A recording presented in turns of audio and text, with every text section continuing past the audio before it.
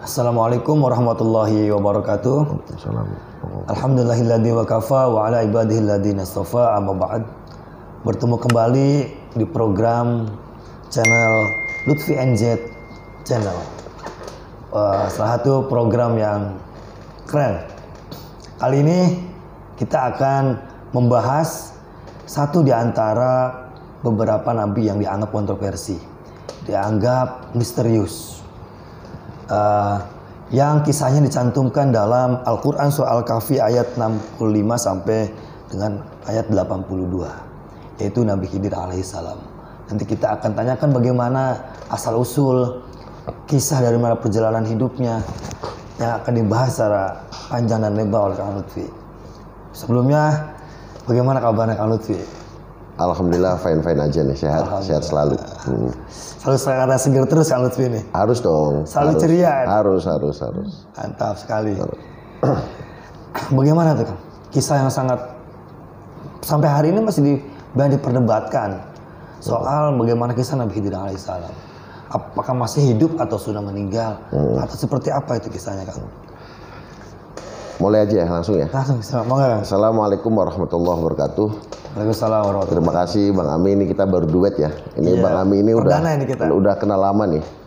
Ini beliau ini seorang sosok pemuda yang mempunyai semangat yang luar biasa yang patut ditiru buat teman-teman semua. Tema kali ini itu mengangkat sebuah cerita, sebuah latar belakang keluarga dan lain-lain dari seorang nabi yang sangat misterius. Kenapa saya katakan misterius? Karena dari latar belakang sosoknya siapa saja itu tidak ada kesepakatan di antara para ulama. Tapi yang jelas nabi ini itu disebutkan dalam surat Al-Kahfi ya. Artinya ada. Sosok nabinya ada. Karena itu disebutkan dalam Al-Quran. Disebutkan dalam Al-Quran, tepatnya surat Al-Kahfi ya. Siapa? Nabi ini adalah Nabi Khidir alaihissalam. Saya berangkat dari sosoknya dulu nih Bang Ami nih. Iya Kang. Nabi Khidir itu siapa? Ya. Tentang siapa Nabi Khidir, tidak ada ulama yang secara pasti berani mengatakan bahwa Nabi Khidir itu A, B, C, D, itu tidak ada. Karena saya itu sering membaca literatur tentang Nabi Khidir, itu banyak varian pendapat tentang Nabi Khidir itu asalnya dari mana, ibunya siapa, bapaknya siapa, hidup di zaman siapa. Bisa disebutkan kan? Ya, saya akan mengemukakan 3 pendapat nih. 3 pendapat. Dari pendapat yang paling lemah kepada pendapat yang paling kuat. Pendapat yang paling lemah, ya selemah-lemahnya pendapat, tapi adalah ulama yang mengatakan demikian. Itu bahwa Nabi Khidir itu putranya Nabi Adam alaihissalam. Putranya Kang ya? Putranya, langsung bukan putranya. Habil dan Kabil gitu. Bukan ya. Itu yang pertama. Yang kedua bahwa Nabi Khidir itu putranya Qabil, berarti cucunya Nabi Adam. Cucu Nabi Adam. Dan pendapat yang ketiga, ini adalah pendapat yang paling kuat. Saya katakan paling kuat karena apa? Karena banyak ulama menceritakan Nabi Khidir itu dari pendapat ulama ini. Siapa ulamanya? Wahab bin Munabbih. Ya, menurut ulama ini Nabi Khidir itu seorang nabi yang bernama asli Balia. Ya. Balia bin Malkan. Terus itu keturunan ke-7 dari Nabi Nuh. Ya. Jadi Nabi Nuh punya anak Sam terus punya Malkan, punya anak Balia. Jadi ke-7 lah ya, ke-7. Dan sosok Balia inilah yang dianggap sosok sebagai Nabi Khidir alaihissalam. Dikatakan sebagai Nabi Khidir karena apa? Karena punya karomah, punya mujizat yang datangnya dari Allah. Setiap tanah tandus yang dipijak oleh Balia ini, maka tanah itu langsung seketika menjadi hijau. Khidir itu kan secara kosakata bahasa Arab kan artinya hijau. Jadi orang yang bisa menghijaukan suasana gersang. Makanya kalau ada pohon kering, itu Nabi Khidir lewat, Balia lewat, itu langsung hijau itu. Luar biasa ya. Luar biasa sekali. Nah tapi ya itu ketemunya susah karena sosoknya misterius. Itu ya. Jadi Nabi Khidir itu begitu. Dan Nabi Khidir itu adalah saudara sepupu dari Iskandar Dzulqarnain. Itu sahih itu Kang, bahwa ya itu yang paling kuat ya. Yang paling kuat itu sepupu. Sepupu Kang. Sepupu dari garis ibu. Garis ibu. Ya. Karena kalau ibunya Balia itu kan dari Romawi. Kalau bapaknya dari Persia. Nah, itu sepupu dengan Iskandar Dzulqarnain. Ini pendapat yang paling kuat itu.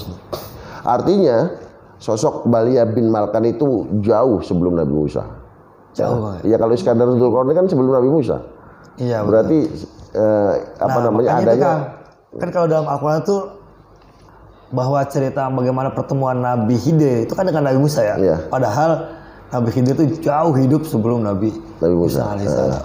Iya betul. Memang cerita yang paling fenomenal itu adalah ketika Nabi Musa itu bertemu dengan Nabi Khidir. Sebenarnya inti dari cerita itu adalah sebuah sentilan kepada Nabi Musa. Ketika ada umat Nabi Musa yang bertanya siapa orang yang paling pintar di dunia ini, Nabi Musa itu tanpa basa-basi, tanpa menunggu lama langsung mengatakan saya yang paling pintar. Sebenarnya sentilan dari Allah saja. Teguran. Iya. Ini sebelum kita ke cerita itu, ada permasalahan menarik nih Bang Ami. Seperti apa tuh Kang? Yang pertama, sebenarnya ada enggak Nabi Khidir sekarang? Masih hidup enggak? Nah itu Kang. Itu banyak sekali itu diperdebatkan. Ya. Saya pikir dua pendapat ini sama-sama kuat. Sama-sama kuat. Yang mengatakan hidup juga kuat, yang mengatakan meninggal juga sudah kuat juga. Yang mengatakan hidup bahwa Nabi Khidir itu kan minum air kehidupan sehingga sampai hari kiamat itu Kang ya. Ya keabadian. Ini mayoritas saya pikir. Mayoritas itu mengatakan masih hidup. Iya. Tapi mayoritas juga saya katakan sudah meninggal. Sudah wafat. Karena apa? Perlu dicatat nih. Nabi Muhammad selama hidupnya tidak pernah ketemu dengan Nabi Khidir. Iya, tidak ada kisah Kang ya. Tidak ada hadis satupun yang sahih yang mengatakan Rasulullah bertemu dengan Nabi Khidir. Logikanya nggak mungkin dong. Seorang Nabi Muhammad, Nabi akhir zaman, Nabi Khidir tidak pernah bertemu. Nggak sowan lah kira-kira. Nggak sowan. Itu yang pertama. Yang kedua, tidak ada hadis atau sejarah yang mencatat bahwa sahabat-sahabat senior Nabi Muhammad tidak pernah ketemu. Tidak ada menceritakan itu. Ali tidak ada. Sok silakan buktikan mana. Kalau Dajjal ada lah Kang ya. Dajjal ada lah ya. Abu Bakar, Utsman, Umar, Sa'ad bin Abi Waqqas nggak ada. Tidak ada. Ceritanya ada itu zaman Bani Umayyah baru ada itu. Artinya banyak ulama yang mengatakan itu di zaman Bani Umayyah, itu di Raja Sulaiman itu pernah ada sosok yang diyakini sebagai Nabi Khidir. Itu cerita semacam itu adanya setelah masa sahabat senior. Oh iya. Tapi tabiin. Makanya kalau yang pasti tentang cerita bahwa sosok sahabat senior pernah ketemu dengan Nabi Muhammad itu tidak ada. Saya yakin satu pun tidak ada Kang yang. Satu pun tidak ada. Yang menjelaskan soal itu. Bahkan bagi yang mengatakan bahwa Nabi Khidir itu sudah meninggal, kayaknya ketika perang Uhud, kalau Nabi Khidir ada itu pasti membantu Nabi Muhammad kok. Buktinya tidak ada di sana Nabi Khidir itu. Tidak ada ya. Seluruh malaikat pengen ketemu Kanjeng Nabi waktu itu. Seluruh malaikat, seluruh manusia yang ada di bumi itu pengen ketemu dengan sosok Kanjeng Nabi. Tapi Nabi Khidir tidak bertemu. Kan ini ironis. Makanya pendapat yang kedua, Nabi Khidir sudah meninggal. Kuat juga Kang ya? Kuat juga sama. Lihat kuat juga. Iya kan? Pakai logikanya kuat juga gitu. Dan kalau saya dengar cerita beberapa ulama gitu, itu pernah bertemu dengan sosok Nabi Khidir. Itu bagaimana penjelasannya Kang? Ya makanya bagi ulama yang meyakini memang itu sosok Nabi Khidir. Tapi bagi ulama yang tidak meyakini atau meyakini Nabi Khidir meninggal, itu bukan Nabi Khidir secara sejatinya, tapi khodamnya. Khodamnya lah bahasanya. Khodamnya yang kalau bahasa filmnya menyamar ya. Menyerupai lah gitu. Menyerupai, menyamar Nabi Khidir. Sebenarnya sah-sah aja, dua-duanya kuat kok. Dua-duanya kuat Kang ya. Kalau saya suruh memilih, saya lebih condong pada yang sudah meninggal. Sudah meninggal Kang? Iya. Bukan yang masih hidup? Meninggal saya. Alasannya tadi ya? Alasannya tadi, Rasulullah nggak pernah ketemu. Nggak pernah ketemu.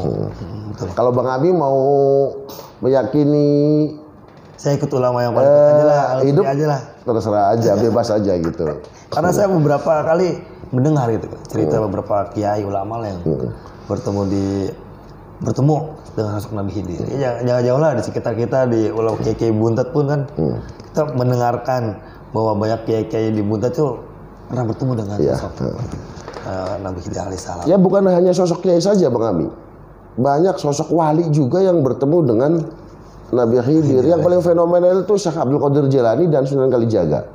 Coba baca buku literatur tentang wali-wali yang pernah bertemu dengan Nabi Khidir. Nah, itu kan banyak itu yang sekali, pertama adalah Sunan Kalijaga. Yang kedua itu adalah Syekh Abdul Qadir Jailani.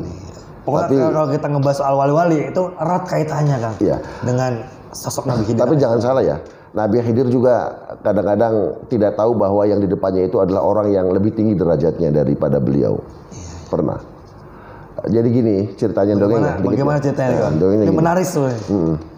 Jadi Nabi Khidir itu pernah mengikuti pembelajaran di salah satu seorang ulama.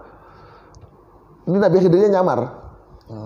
Nyamar menjadi orang biasa yang ikut pengajian ulama yang bernama Abdul Razak. Jadi ulama ini terkenal dengan ahli hadis. Jadi Nabi Khidirnya pura-pura ngaji. Karena Abdul Razak ini pakar hadis, lagi cerita hadis lah. Tapi ada salah satu orang yang nggak nyatet, adanya di pojok aja. Ya, sosok itu adalah ada ya. Lalu Nabi Khidir heran, ini siapa orang di pojok? Berarti Nabi Khidir nggak tahu dia siapa. Iya. Betul kan? Akhirnya datang kepada orang itu, kamu kok nggak ikut ngaji katanya? Itu banyak orang yang ikut ngaji sama Kiai Abdul Razak gitu. Kamu kok nggak ikut ngaji? Apa jawabannya? Orang yang ngaji di sana itu ngajinya masih sama Abdul Razak, tapi saya ngajinya langsung sama Allah. Subhanallah. Kamu Khidir kan? Dia aja ngomong gitu. Kata si orang tadi kata orangnya. Kamu Khidir kan? Nabi Khidir heran. Ternyata ada orang yang tahu saya, tapi saya tidak tahu dia. Artinya apa? Iya, saya kalah derajat sama orang ini. Luar biasa. Makanya di atas langit pasti ada langit, Bang Ami. Betul kan? Gitu ya. Iya. Menarik. Nah, dan satu lagi, Nabi Khidir itu adalah sosok yang paling dikenal sebagai nabi yang mempunyai ilmu laduni lah. Ini sepakat ya. Betul Kang. Itu tentang pembahasan ilmu laduni nanti aja next time. Ada sesenya lah. Ada sesenya. Iya. Ilmu laduni itu apa? Ilmu yang didapatkan dari Allah tanpa melalui usaha. Itu kan yang paling gambaran secara umum ya, yang paling populer lah, ya. Istilah paling populer. Iya, itu. Nah, kemudian kan bagaimana ciri-ciri sosok Nabi Khidir alaihi salam nih Kang? Yang paling mudah saja maksudnya. Nabi Khidir itu pernah bilang kepada sahabatnya, saya itu akan datang kepada orang yang selalu mengingat kepada Allah. Siapapun kan? Siapapun. Jadi jangan harap-harap kita ini bisa ini. Kita aja masih senang ngopi kok ketemu Nabi Khidir gimana, susah. Jadi Nabi Khidir itu saya akan datang. Ini menarik banget nih Bang Ami. Saya akan datang kepada orang yang selalu mengingat kepada Allah itu aja. Jadi kita bisa nebak nih, kita ketemu Nabi Khidir nggak, kita bisa ketahuan.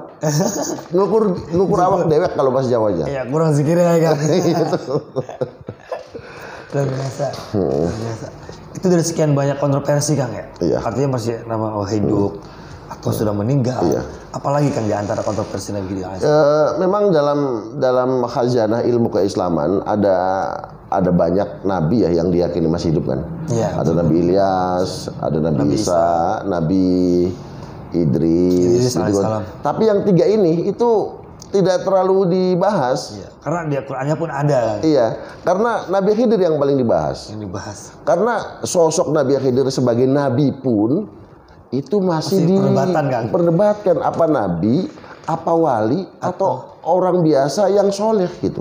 Ya, karena pun di Quran disebutkan hamba soleh. Ya, hamba soleh gitu.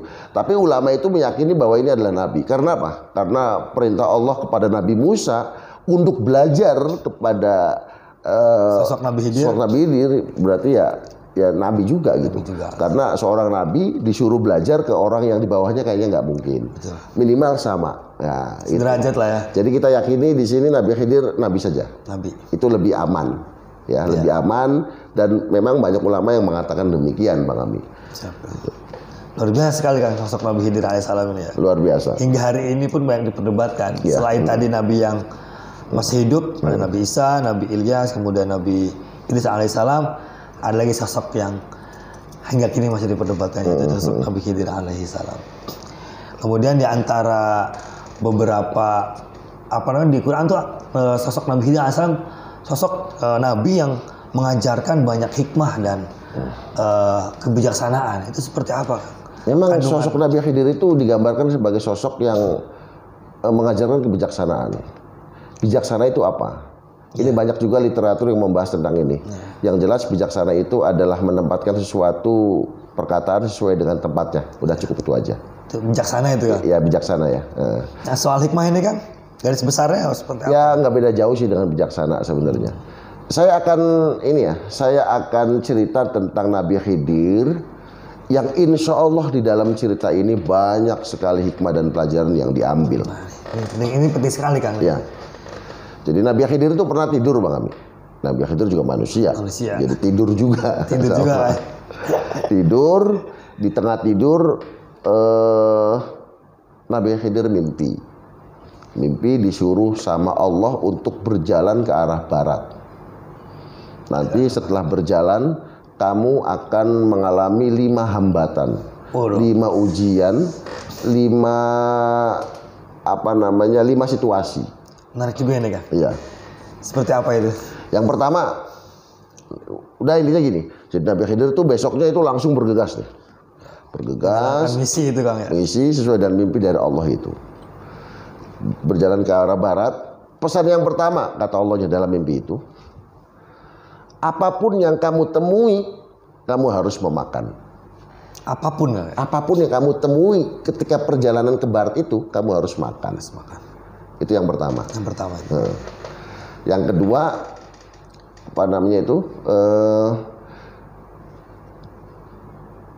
ketika kamu itu menemukan sesuatu, ya, kamu harus mengambilnya. Mengambilnya. Ya. Yang kedua. Yang kedua. Yang ketiga, siapapun yang datang kepada kamu, kamu harus terima. Yang keempat, jangan kecewakan orang yang datang kepada kamu. Jangan kecewakan ya. Orang yang datang kepadamu. Yang kelima, tinggalkan apa yang kamu lihat. Tinggalkan apa yang kamu lihat. Ini 5 pesan Allah dalam mimpi itu. Menarik banget kan ceritanya. Bagaimana tuh Kang penafsirannya kan? Akhirnya Nabi Khidir pagi-pagi siap-siap, bawa baju, bawa apa kan, lalu berjalan ke arah barat. Berjalan sesuai dengan perintah dalam mimpi itu. Di tengah jalan, Nabi Khidir itu bertemu dengan sebuah bukit besar. Nabi Khidir heran. Ini saya harus makan bukit berarti kan? Iya. Karena perintah pertama, makan apapun yang kamu pertama lihat. Tapi karena Nabi Khidir itu seorang nabi yang sangat ta'zim, nurut kepada Allah, langsung Nabi Khidir itu mendekati bukit tadi. Dipegang bukit tadi, lalu bukit tadi itu mengecil dan menjadi sebuah roti. Subhanallah. Lalu roti itu dimakan sama Nabi Khidir. Bukit tadi Kang? Bukit tadi. Lalu kata Nabi Khidir, alhamdulillah saya sudah menjalankan amanat Allah yang pertama. Lolos ujian yang pertama nih, lolos. Yang kedua, ya kan, jalan lagi yang kedua. Lalu di tengah jalan itu melihat sebuah mangkok yang terbuat dari emas 24 karat. Lalu Nabi Khidir ingat perintah dalam mimpi itu, ambillah apa yang kamu lihat. Kayak gitu kan? Iya. Lalu Nabi Khidir itu mengambil mangkok tadi, lalu dikubur. Oh, dikubur tuh Kang? Kubur. Setelah dikubur, si mangkok keluar lagi. Nabi Khidir kubur lagi untuk yang kedua kalinya. Keluar lagi kan? Keluar lagi. Setiap dikubur keluar. Lalu Nabi Khidir meninggalkan tempat itu. Dengan catatan, saya sudah melaksanakan amanat mimpi yang kedua. Ya, lolos lah ya. Lolos lagi. Yang kedua. Setelah di perjalanan jauh, ini perjalanannya jauh loh, memakan beberapa hari dalam sejarah. Itu ada sebuah burung yang lari dari sana. Lari mendekati Nabi Khidir. Wahai manusia, tolong saya, katanya. Saya lagi dikejar-kejar burung yang lebih besar daripada saya. Itu di belakang burung kecil tadi, itu ada burung elang yang besar sekali lagi ngejar burung tadi. Ngeburu lah ini. Iya, itu minta perlindungan kepada Nabi Khidir. Pesan yang ketiga, terima apapun yang kamu datang. Iya kan, terima. Apapun yang kamu datang terima. Yang datang adalah burung Kang. Yang datang adalah burung. Kata Nabi Khidir, ya udah sini. Lalu Nabi Khidir itu membungkus burung tadi, lalu dimasukkan ke bajunya. Lalu elang tadi yang besar itu, ya manusia gitu. Kamu lihat burung kecil nggak tadi lewat sini, katanya. Saya lapar pengen makan, katanya. Coba, apa nggak bingung tuh seorang Nabi Khidir? Di satu sisi ngumpetin burung yang kecil, di satu sisi dapat amanat yang keempat. Apapun yang siapapun yang datang kepada kamu, terima, berikan. Bingung kan? Nah, bener. Akhirnya bingung. Udah gini aja. Kita bikin perjanjian aja. Dengan si burung elang tadi tuh. Iya, kita bikin perjanjian. Saya mau ngasih burung yang kecil itu, tapi nggak semuanya. Pahanya aja gimana katanya. Pahanya aja. Deal-dealan. Akhirnya orang elangnya karena lapar banget daripada nggak makan, oke, paha ya paha kan. Akhirnya Nabi Khidir tuh ngambil pisau, paha burung tadi dipotong, krek, lalu dikasihkan ke si elang tadi. Si elangnya makan, burung yang tadinya masih hidup dan diterbangkan lagi oleh Nabi Khidir alaihissalam. Jadi dua-duanya adil lah ya. Adil dua-duanya. Ini baru 4 nih. Satu lagi Kang yang terakhir. Satu lagi berjalan. Nah, di tengah jalan ketemu dengan bangkai. Ya. Bangkai apa tuh, Kang? Bangkai binatang sih. Binatang. Lalu Nabi Khidir ingat pesan yang kelima, tinggalkan apa yang kamu lihat. Ya. Jadi tinggalkan lagi. Tinggalkan. Nah, jadi 5-5 selesai. Iya, ya kan? Lalu besoknya Nabi Khidir tidur, itu mimpi di dalamnya. Dalam tidur yang kedua tadi itu mimpi lagi tuh, Kang. Menerangkan tentang 5 perintah tadi. Iya.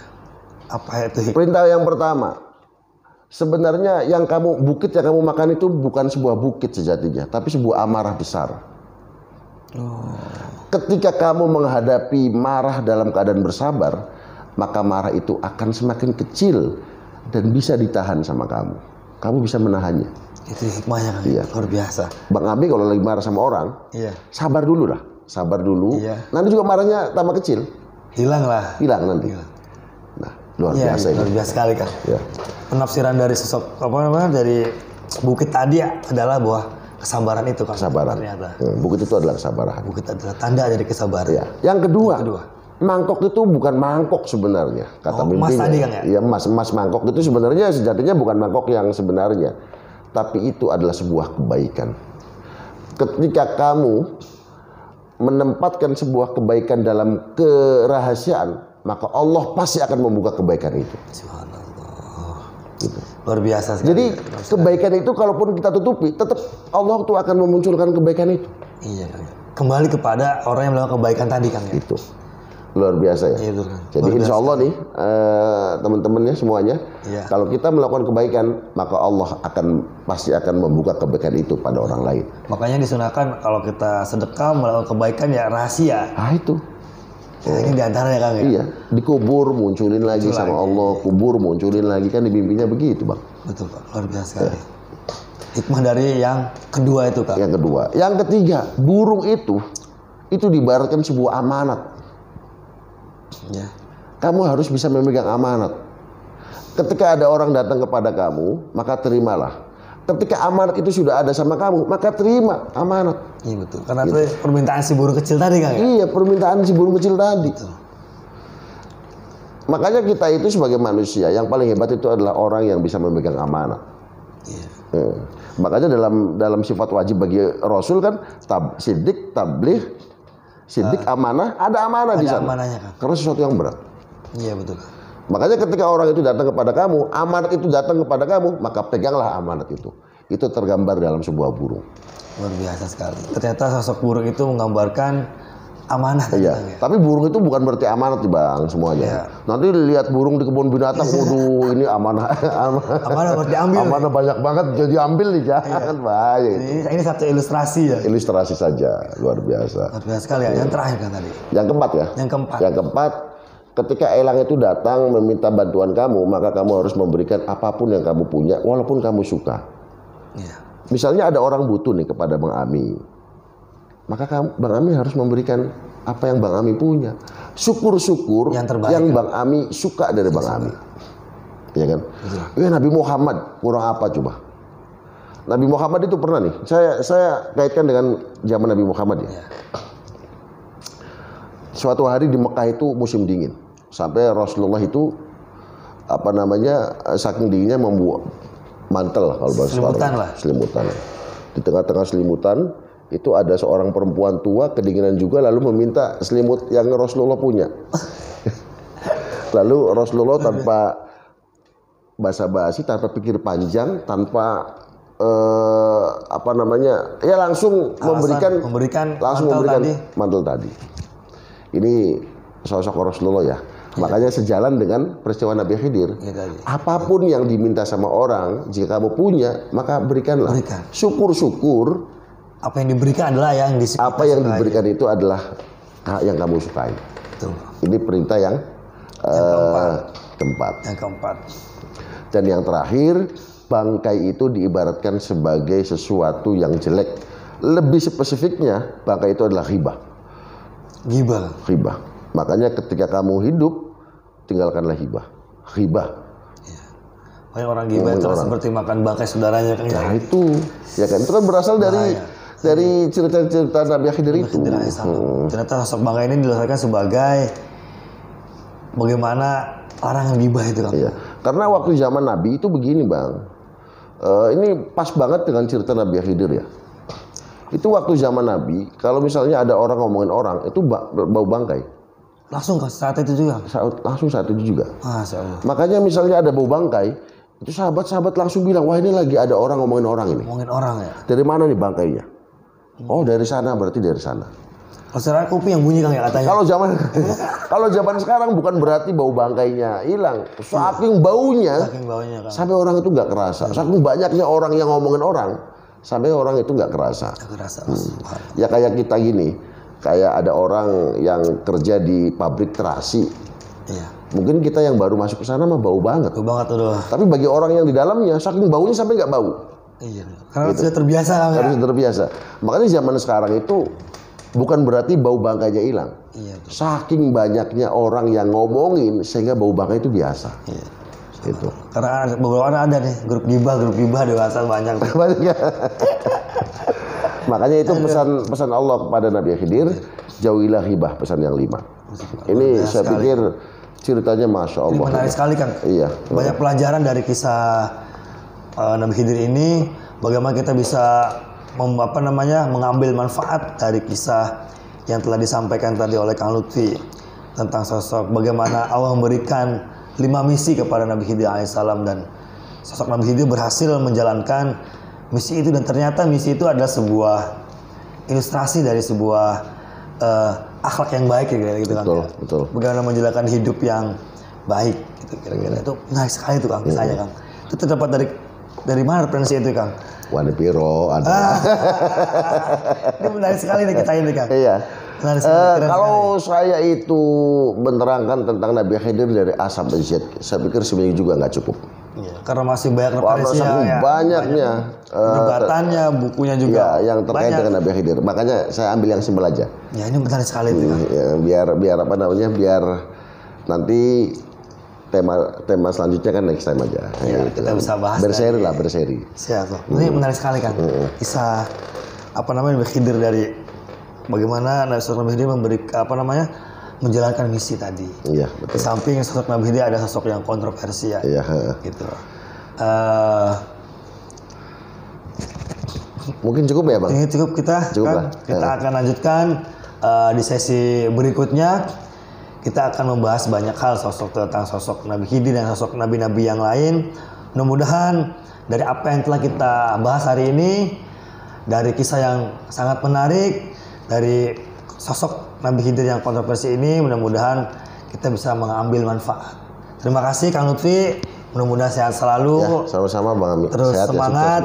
Ya, kita akhiri. Wallahul muwaffiq ila aqwamit thoriq. Wassalamualaikum warahmatullahi wabarakatuh. Waalaikumsalam warahmatullahi wabarakatuh.